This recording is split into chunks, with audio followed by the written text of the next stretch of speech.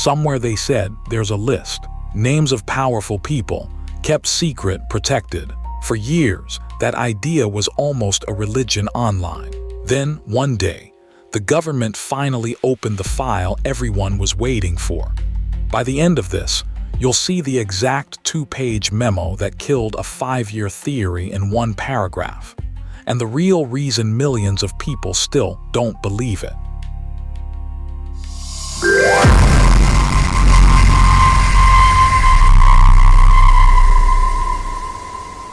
On February 27, 2025, reporters and pro-administration influencers gathered at the White House. They were handed white binders.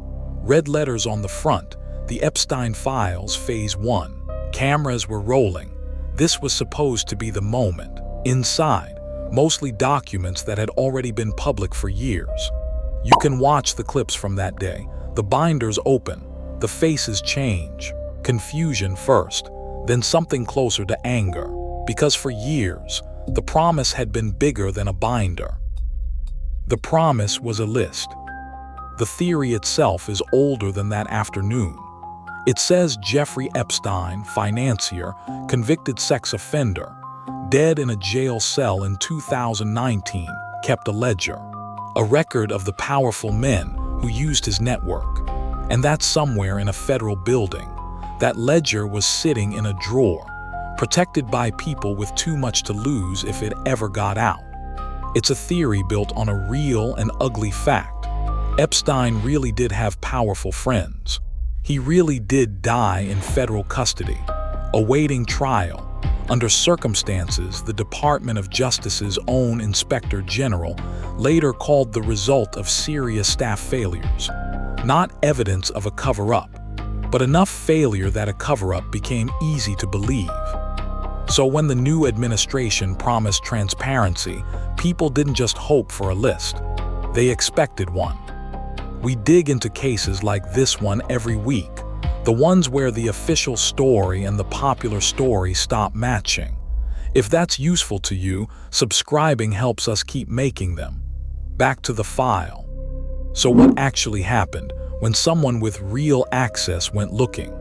In the months after the binders, the Attorney General Pam Bondi made a specific public claim that the FBI was sitting on tens of thousands of videos, Epstein, she said, with children, with child exploitation material. That review, she said, was the reason the fuller file hadn't come out yet.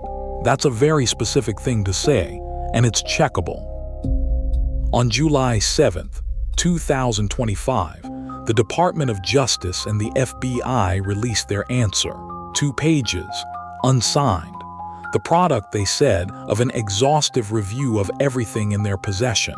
Here's the sentence that ended a 5-year theory. This systematic review revealed no incriminating client list, no ledger, no hidden roster, and a second finding just as direct, no credible evidence that Epstein blackmailed anyone at all. And here's the part that almost nobody reported the same day. Multiple people who'd actually worked the case for years told reporters they'd never seen or heard of the recordings Bondi described. Not we can't confirm it, not seen it at all.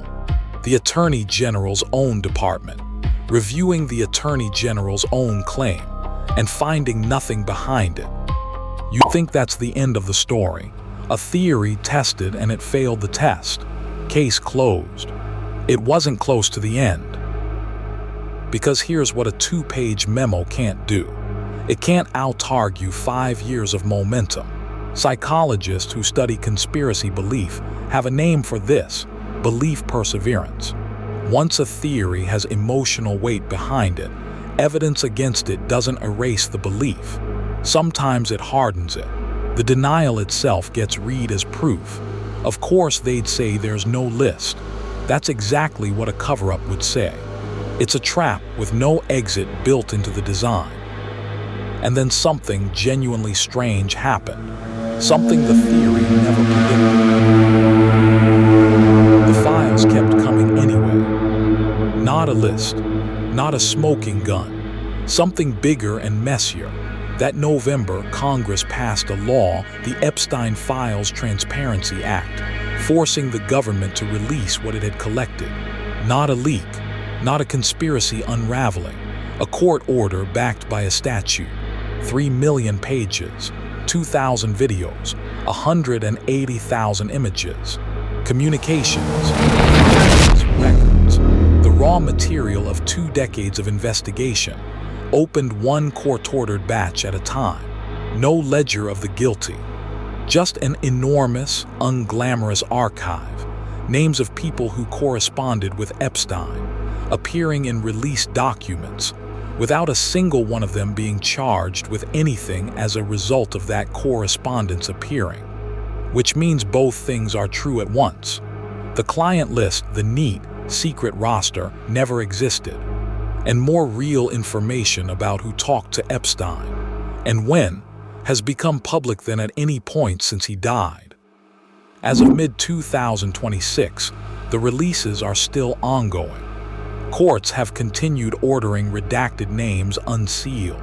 Each new batch makes headlines for a day. Then the news cycle moves on, and somewhere online, the same old theory gets typed out again, as if July 7th, 2025 never happened. That's the part worth sitting with, not whether the list existed. We know that answer now. The real question is why the answer didn't matter to the people who needed to hear it. You believed something at some point that turned out not to be true. Everyone has. The uncomfortable part isn't being wrong. It's noticing how it felt to be told you were, and whether that changed anything. No secret list, no hidden roster protecting the powerful. Just a 2-page memo, a court order that kept working long after the headlines stopped, and a question about belief that the file can't answer, because it was never really about the file.